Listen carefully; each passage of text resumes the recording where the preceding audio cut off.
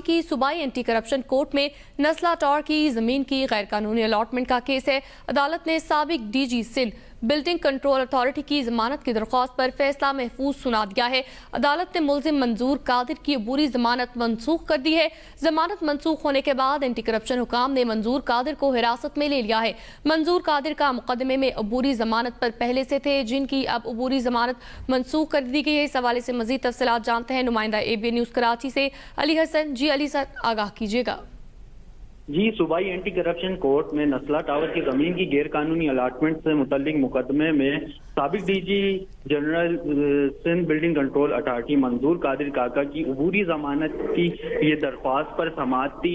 इन्होंने जो है वो गुज़िश्ता समाअत पर जो है अबूरी जमानत अदालत से हासिल की थी, जिस पर अदालत ने सरकारी वकील और तफ्तीशी अफसर को नोटिस जारी करे थे। आज जो समाअत हुई है उस पर तफ्तीशी अफसर और सरकारी वकील की जानिब से इनकी जमानत मुस्तरद करने की इस्तदा की गई थी। दौरान समाअत वकला की जानिब से दलाइल मुकम्मल किए और अदालत की जानिब से जो है इसके बाद इस दरख्वास्त का फैसला सुनाया गया और अदालत ने ये दरख्वास्त का फैसला सुनाते हुए साबिक DG Sindh Building Control Authority Manzoor Qadir काका की अबूरी जमानत जो है वो मनसूख कर दी।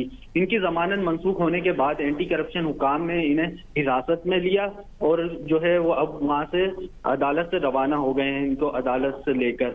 जबकि प्रोसिक्यूशन की जानिब से जो इन पर इल्जाम आयद किया गया है वो ये है कि मंजूर कादिर काका और दीगर मुल्जिमान ने नस्ला टावर की जो जमीन थी वो 700 गज से बढ़ाकर 1100 मुरब्बा गज जो है वो की गई थी।